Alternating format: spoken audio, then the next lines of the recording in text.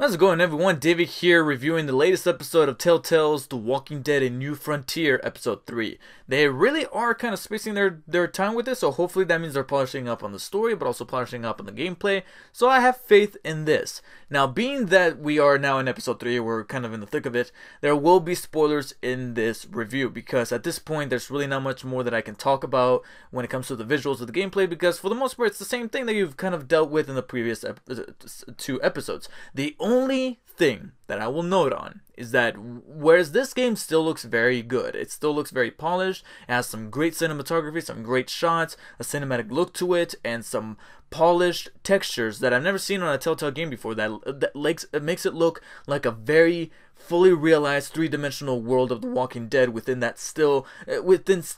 cartoony style from the comic books. This game crashed on me twice, and it was really fucking annoying. At least this third episode. Not even Batman crashed on me. It didn't crash on me not once. There were a couple glitches, but it never crashed. And this game didn't just do it once, it did it twice. And the first time, it was okay, fine, one crash, whatever. And I only had to repeat like 2 minutes of gameplay. But the second fucking time, I had to restart like 20 minutes of dialogue. 20 minutes. I had to redo all over again, make my choices again. There were a couple of ones where I was like, okay, I wanted to see what this other option was, so I'll choose it, but it was just a dialogue choice. It wasn't a major choice. Even then, I was still really annoyed and paranoid. Like, I was playing the rest of the game paranoid, not knowing when the game was going to crash a third time, which thankfully it didn't. But I really shouldn't feel that insecurity when I play these games, Telltale. Alright? And knowing that you got Guardians of the Galaxy coming up, I think maybe now I'll hold on to my pre-order and check out those reviews first, since the game's due out April 18th, I think. So it's not that very long from now that we'll be seeing that first episode. I think I'll reserve my judgment and catch those reviews first before jumping into the deep end and witnessing some more crashes, because you guys are taking on too many projects, one at a time, people. One at a time. With that said, this was a really great episode of Walking Dead: A New Frontier. This time we pick up on the cliffhanger of David being in charge of the New Frontier, where we left off in the last episode of them two meeting at the gates. They get taken in, Kate gets fixed up with her wounds, but then there's a family dynamic that gets put into play, and that creates some drama that's much more three-dimensional, because at first you're like, okay, yeah, David, by the way, getting tired of my name. Well, I have a love-hate relationship with my name. Part of me is getting tired of hearing it all over the place, but then on the other hand, it's kind of cool to see it within these genre-related stuff. Recently, I finally started watching Legion, and the main character there is named David, and there's a couple of cute girls in that show. You know, you got Aubrey Plaza and this one other girl mentioning my name, you know, so I can kind of get behind that. But then over here, the dude's a little bit of a dick, so that's where that dichotomy kind of comes in. But he's not just a dick. I'm exaggerating a little, but that's what makes him a really complex and interesting character, is that he's not just a full-blown an asshole like you actually get in the live-action show.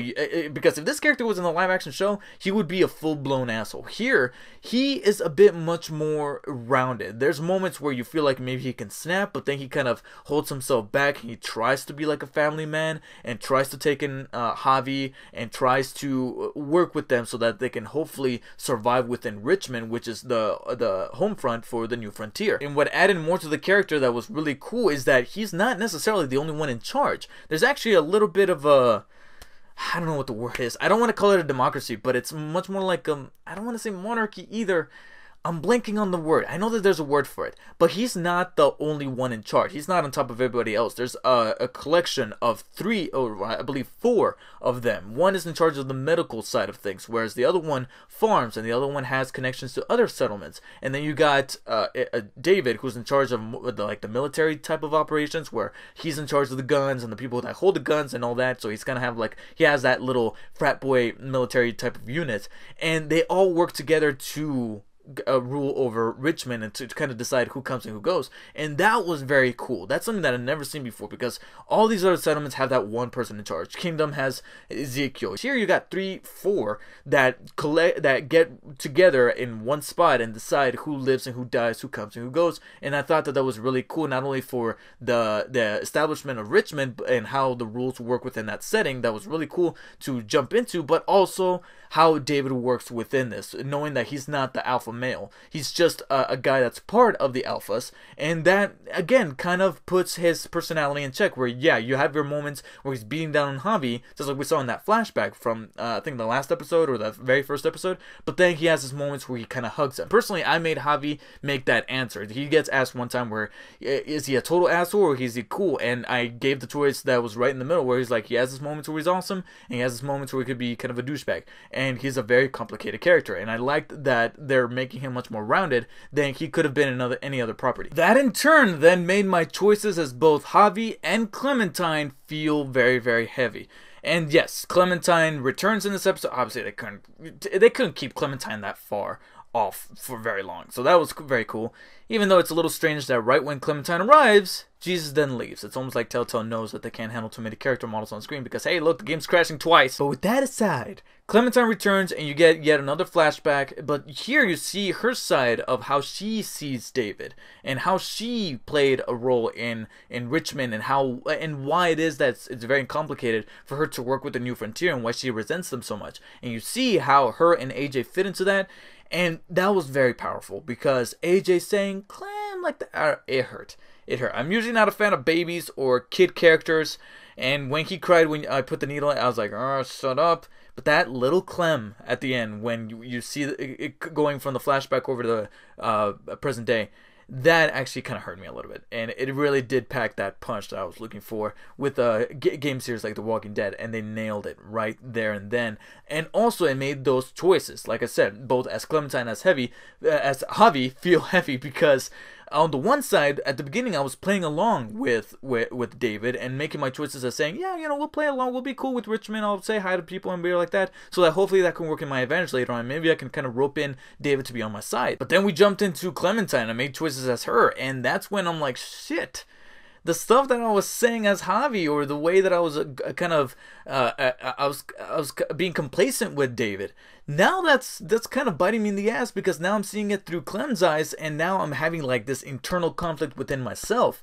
And for Telltale to execute that really well, it's a thing to behold. And then later it kind of comes full circle, making those choices as Javi, because I did put those guys down after unveiling the conspiracy against Dave, which again rounds out the character to show that he's not the full alpha one in charge, because Joan has been doing some shit in the background where she's been kind of pulling the strings of stealing from other settlements and kind of pinning it on David, and this whole back and forth, backstabbing, betrayal type of thing. A lot of bees in there. But it really makes us resonate with both Javi and David as a brother and brother kind of partnership, because they're not fully in charge. You got all these other forces that are not necessarily black and white. They're kind of gray. You even got a doctor in there who kind of falls in between. We're like, hey, let's just sleep on it. But then you got others that are like, no, we got to kick these people out. So that was not only a very interesting thing to see, but to see my choices coming back to bite me in the ass after killing those two dudes for killing my niece, because I genuinely felt it. I genuinely wanted to go Negan on this dude, which the game allows you to do. You get to go Negan on that one guy, the Badger, and bash his head in. But unfortunately, that had some karma circumstances to it, because later, that dude betrayed me by saying, hey, these guys killed those two other guys, and you actually have some proof out there with those dead-ass bodies. So now I'm like, shit, I probably shouldn't have done that. So to have that feeling of resentment, that's what Telltale is really good at doing. So I'm really glad that Telltale is still honing in that part of their series, even if their technical achievements don't necessarily prosper all the time, especially with games like this crashing. Not only crashing, but also my PS4 sounds like it's about to launch into orbit, and it shouldn't be doing that with a Telltale game, okay? The only other thing that I'll say, though, that I'm not a huge fan of is how abrupt this episode ended. It ended in a way where it was like the most cliffhanger-y type of cliffhanger, and I know that sounds, yeah, it's a cliffhanger, it's supposed to do that, but the last couple of cliffhangers have been really good. This one felt more like they just chose a spot and said, okay, cut it right there, and boom, now we have to wait maybe 1 or 2 months or so. We have to get past the first episode of Guardians of the Galaxy to kind of get to episode 4 of this one.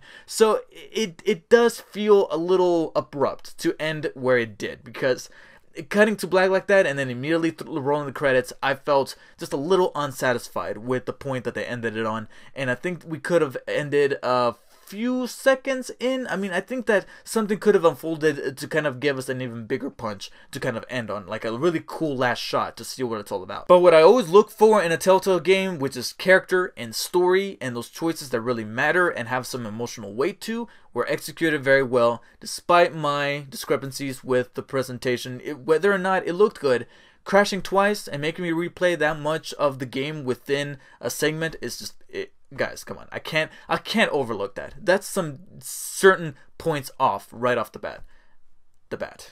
So I'm going to be giving Above the Law, which is episode 3 of Walking Dead: A New Frontier, a solid 8 out of 10. I would have gone high, maybe even a low 9, but that crashing was just a little bit too much of a hindrance for me to look past. So I'm going to be holding it to that regard, and here's to hoping that maybe episode 4 and 5 will not have anything like that, and because right now I'm holding reservations for Guardians of the Galaxy because Telltale needs to slow down. I miss the days where they would do just one project at a time and it would be very fully polished instead of splitting up their teams, because I'm getting worried. I'm genuinely getting worried. With the technical messes that were hindering Batman, and now seeing that this game crashed and it's making my PS4 sound like a bomb that's about to go off, it shouldn't be doing that, all right? Especially with the way that it's handled. You know, it's not necessarily the most technologically advanced game. It still has that cartoon, cel-shaded style to it. It really shouldn't be having these kinds of problems. So if you have played episode 3 of Telltale's Walking Dead: New Frontier, please let me know in the comments what you guys thought.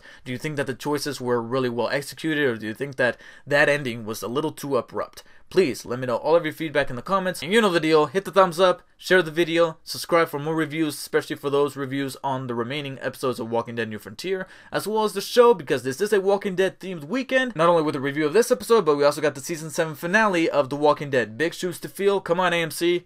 You guys can do it. Don't let me down, because I'm going to be super pissed. Anyways, that about does it. Thank you so much for watching. Make sure to follow me on Twitter and on Instagram at DrSuperDavid. And until next time, guys, see you later.